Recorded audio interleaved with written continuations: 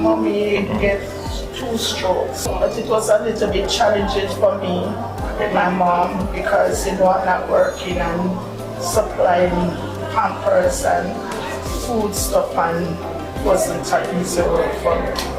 But thanks be to God, my church sisters and my fellow communities helped me through with her, providing for her and all that. But with my case of my sickness, I am a diabetic person from 2006.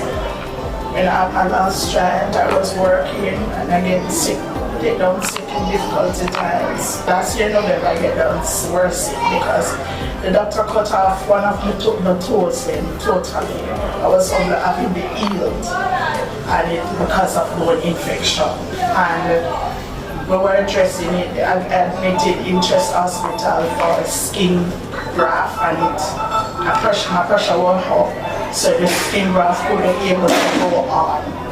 So they discharged me and I was visiting clinic overall, and in the December I take down sick and I ended up reaching to KPH, and January 29 I had it, the 30th they cut it, and I get discharged the 6th of February. That is how I lose my leg here. Persons like Miss Rogers and her mother are living in circumstances that can only be described as subhuman. Today is a good day. Thank you. As I met you at the entrance and we greeted each other with hugs, you broke down in tears. Tears of joy, obviously, that finally your long struggles, the delays and the disappointments were now at an end. And you can have some comfort to live in with you, your mother, your grandchildren who I saw running around, that your circumstances will be that much better.